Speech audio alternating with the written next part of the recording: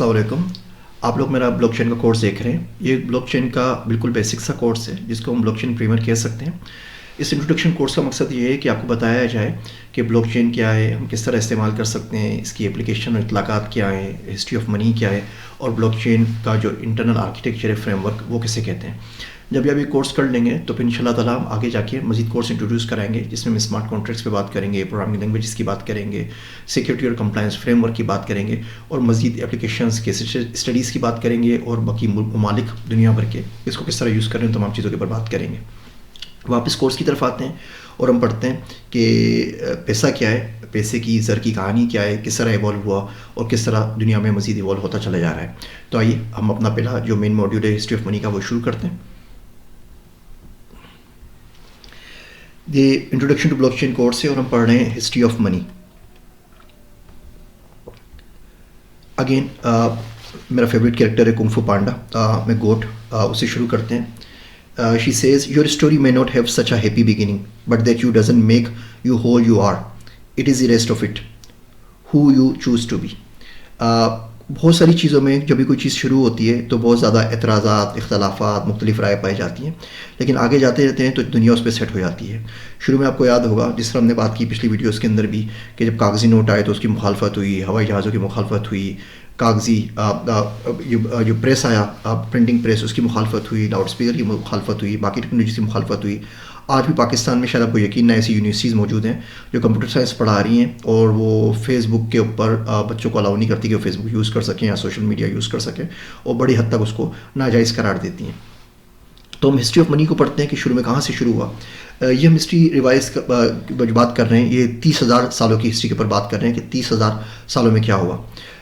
30,000 سال پہلے تک ہم لوگ ایک بڑی خانہ بدوش جیسی زندگیاں گزارتے تھے. کوئی زیادہ خواہشیں بھی نہیں ہوتی تھی, زیادہ مال و اسباب بھی نہیں ہوتے تھے, زیادہ چیزیں بھی نہیں ہوتی تھی. تھوڑے سے ٹول, تھوڑے سے بہت کپڑے, ایک آدھ کوئی برتن کا سامان, وہ اٹھا کے لادے چلے جاتے تھے. کبھی ایک جگہ, کبھی دوسری جگہ, کہیں سردی آ گئی تو کسی گرم علاقے میں چلے گئے, کہیں گرمی آ گئی تو کہیں اور چلے گئے, کبھی دریا کے پاس چلے گئے, کبھی دریا کے اس پار چلے گئے. تھوڑے سے لوگ تھے, دنیا میں اتنی زیادہ کوئی آبادی تھی نہیں. آپ کو جان کے بڑی حیرت ہوگی کہ اللہ کے نبی صلی اللہ علیہ وسلم جب آئے اور جب مکہ کے اندر تھے, نبوت کا اعلان کیا, اس وقت پوری دنیا کی تعداد میں لوگوں کی تعداد پاکستان کی حالیہ پاپولیشن سے بھی کم تھی. اس وقت پوری دنیا میں صرف 17 کروڑ لوگ تھے, اور آج پاکستان کے اندر ماشاءاللہ سے 20-21 کروڑ لوگ موجود ہیں. تو یہ تھوڑے سے لوگ تھے جن کی تعداد پوری دنیا کے اندر کچھ لاکھوں کے اندر تھی. دیٹ سے 1 کروڑ بھی نہیں ہوگی 30,000 سال پہلے. اور یہ لوگ بڑی خانہ بدوش قسم کی زندگی یوز کرتے تھے. 2-4 ٹولز, ایک آدھ کوئی چھری, کوئی چمچ, 2-4 کوئی برتن, تھوڑے بہت کپڑے, اور یہ اتنا سامان ہوتا تھا جو بندہ خود اٹھا سکے. اور یہ ادھر سے ادھر خانہ بدوشوں کی زندگی گزار رہے ہوتے تھے. بہت لمیٹڈ پوزیشنز تھیں, تھوڑے سے کپڑے تھے, تھوڑا بہت کوئی جوتے, 2-4 ٹولز, اور بس. اس کے بعد ہوتا یہ ہے کہ جب کسی کو کسی چیز کی ضرورت ہوتی تھی تو بارٹر کرتا تھا, جس کو بارٹر ایکسچینج کہتے ہیں. مثال کے طور پہ آپ خانہ بدوش ہیں, آپ اپنے ٹرائب قبیلے کے ساتھ چلتے ہوئے ایک جگہ سے دوسری جگہ جا رہے ہیں. آپ جا کے وہاں پہ دیکھتے ہیں کہ لوگوں نے برتن کو اچھا بنایا ہوا ہے کھانے کا, جس میں کھانا آرام سے پک سکتا ہے, یا چھری کو بہت اچھی طریقے سے جس سے جانور اچھی طرح ذبح ہو سکتا ہے, اس کی کھال اتار سکتے ہیں. اب آپ کیا کریں گے, آپ نے کوئی کلوتھ بنایا ہوا, کوئی کمبل بنایا ہوا ہوگا, کوئی کپڑا بنایا ہوا ہوگا, یا کوئی اور چیز بنائی ہوئی ہوگی اون سے یا کسی اور چیز سے. آپ یہ چیز اسے دیکھ کے اسے وہ چیز لے لیں گے. کاؤنٹنگ کا کوئی کنسیپٹ تھا نہیں کہ 1 2 3 کیا ہے, اور کرنسی باقی چیز کا بھی کوئی کنسیپٹ نہیں تھا. تو آپ عمومی طور پہ دے دیا کرتے تھے, ایک چیز دے کے دوسری چیز لے لیا کرتے تھے, اور یہاں سے بارٹرنگ کا پروسیس شروع ہوا. آپ کسی اور قبیلے کے ٹرائب کے پاس سے گزرتے تھے, اپنی کوئی چیزیں اس کو دے دیتے تھے, اس کی چیزیں آپ اس سے واپس اس کے بدلے میں لے لیتے تھے. منی کا کوئی کنسیپٹ نہیں تھا, اس پر کوئی لیگل ٹینڈر نہیں تھا. ویلتھ جو ہے جسے وہاں سمجھتے ہیں دولت, کوئی اون نہیں کی جاتی تھی. ہم یہ نہیں کہتے تھے فلاں بندہ اتنا دولت مند ہے, اتنا امیر ہے, فلاں بندہ اتنا غریب ہے. سب کا حال تقریباً ایک جیسے ہی تھا. لوگوں کی بہت مخصوص لمیٹڈ ڈیزائرز تھیں, اور ایک کمیونل لیونگ کے اندر لوگ رہتے تھے. آس پاس میں ہر چیز کے اندر سب لوگوں کا ساجھا ہوتا تھا. اس کے بعد گریڈ یا لالچ, کمپٹیٹیونیس انسان کی شاید سرشت کے اندر موجود ہے. تو کمپٹیٹیونیس آئی کہ کیا ایسا ہو سکتا ہے کہ میرے پاس اس سے زیادہ ہو, کیا میرے پاس جو چیز کی اونرشپ ہے وہ باقیوں سے زیادہ ہو, کیا میرے پاس جو گائے بکریاں ہیں وہ کسی اور سے زیادہ ہو. اور یہاں سے یہ گریڈ انسانوں کے اندر آنا شروع ہو گئی. لوگوں کے پاس مختلف قسم کی اسکلس تھی. مثال کے طور پہ کوئی شخص کپڑے اچھے بن سکتا تھا, تو کوئی اون سے کوئی چیز اچھی بن سکتا تھا, کوئی چھری اچھی بنا سکتا تھا تو کوئی کسی چیز کو پالش اچھی طرح کر سکتا تھا. پھر لوگوں نے سوچنا شروع کیا کہ جی میری اسکل ہے، یہ میری والی جو اسکل ہے یہ باقی لوگوں کی اسکل سے زیادہ ممتاز یا زیادہ اچھی ہے. مثال کے طور پہ کپڑا تو ہر کوئی بن سکتا ہے لیکن چھریاں بنانے والے پورے قبیلے میں صرف 4 لوگ ہیں. یا مثال کے طور پہ جھاڑو اور صفائی تو کوئی بھی کر سکتا ہے لیکن جیسا کھانا میں بناتا ہوں ویسا کھانا کوئی نہیں بنا سکتا. یا باقی کام تو کوئی بھی کر سکتا ہے لیکن شکار کے لیے جو تیر میں بنا سکتا ہوں وہ نہیں بنا سکتا. تو اس کا مطلب یہ ہوا کہ میری پے زیادہ ہونی چاہیے. ہماری سوسائٹی میں طریقہ آج تک رائج ہے، اگر میں ڈیٹا سائنٹسٹ ہوں اور ایک شخص کو گاڑی چلانا آتی ہے تو اسکل دونوں کے پاس ہے. میرے پاس بھی ایک اسکل ہے، اس کے پاس بھی ایک اسکل ہے، لیکن گاڑی چلانے والے ڈرائیور کی تنخواہ ڈیٹا سائنٹسٹ کے مقابلے میں بہت زیادہ کم ہوگی، کیونکہ یہ ڈیٹا سائنٹسٹ والی اسکلز ہے یہ کم لوگوں کو آتی ہے. سپلائی اینڈ ڈیمانڈ کی طرح سمپل سا رول ہے اور اس کو سیکھنا بہت مشکل ہے بجائے اس کے جتنی دیر میں آپ گاڑی چلانا سیکھتے ہیں. اس کے بعد کیا ہوا کہ یہ الگ الگ ہمارے پاس جو اونرشپ تھی کموڈیٹیز کی اور اسکلس کی، اس کی وجہ سے ہمیں میوچل ٹرانزیکشنز کرنی پڑتی تھیں.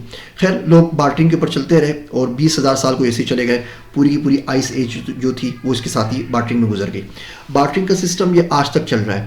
دیکھیے ایک تو ہم اپنی جنرل لائف کے اندر بارٹرنگ کرتے ہیں. مثال کے طور پہ آپ شادی میں کسی کو گفٹ دیتے ہیں، آپ نے دیکھا ہوگا گھروں کے اندر انہوں نے ایک رجسٹر بنا کے کاپی بنا لی جاتی ہے کہ فلاں کی شادی ہوئی تھی، فلاں نے ہم کو کیا دیا اور اس کے جواب میں ہم فلاں کو کیا دیں گے.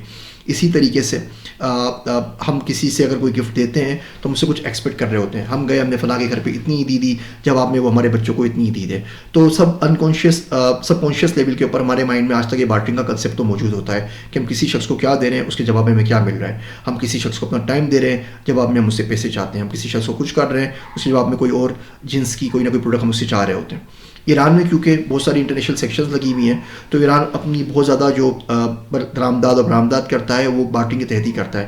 لوگ اس کو چاول دیتے ہیں اور اس سے جواب میں تیل لے لیتے ہیں، اور دوسرے ملک اس کو پیاز دیتے ہیں، پیاز کے جواب میں اس سے تیل لے لیتے ہیں، اور اس طریقے سے ایران اپنا تیل باقی ملکوں کو بیچ پاتا ہے.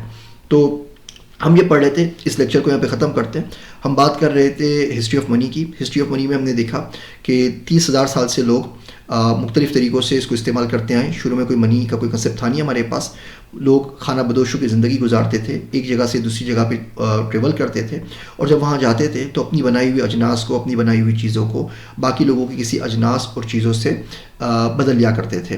مزید ہم یہ دیکھتے ہیں کہ لوگوں نے بارٹرنگ شروع کر دی. اگر آپ کے پاس کوئی چیز ہے تو آپ کسی اور شخص کو وہ چیز دے دیتے ہیں، اس کے بدلے میں وہ چیز اس سے لے لیتے ہیں. آپ اس کو چھریاں دے دیں گے، اس سے آپ کوئی لیدر کی بنی ہوئی کوئی کپڑے لے لیں گے، کوئی جیکٹ لے لیں گے، کوئی اور چیز لے لیں گے. اور اس طرح بارٹرنگ سے دنیا چلتی رہی اور بارٹرنگ کا کنسیپٹ آج تک دنیا میں ہمارے پاس موجود ہے. ایران کیونکہ اپنا تیل نہیں بیچ سکتا انٹرنیشنل سیکشنز کی وجہ سے، تو بارٹرنگ کی وجہ سے بہت ساری اجناس باقی ملکوں سے لے لیتا ہے. پیاز لے لیتا ہے، چاول لے لیتا ہے، کوئی الیکٹرانکس لے لیتا ہے، کوئی اور چیز لے لیتا ہے. اور یہ بارٹرنگ ہمارے مائنڈ کے اندر، ہمارے ذہنوں کے اندر آج تک موجود ہے. ہم کسی شخص کو کوئی تحفہ دیتے ہیں، کسی شخص سے کوئی فیور کرتے ہیں تو جواب میں ہم سملر قسم کی فیور اس سے واپس چاہ بھی رہے ہوتے ہیں. اسی لیکچر کو آگے کنٹینیو کریں گے. ویڈیو دیکھنے کا شکریہ.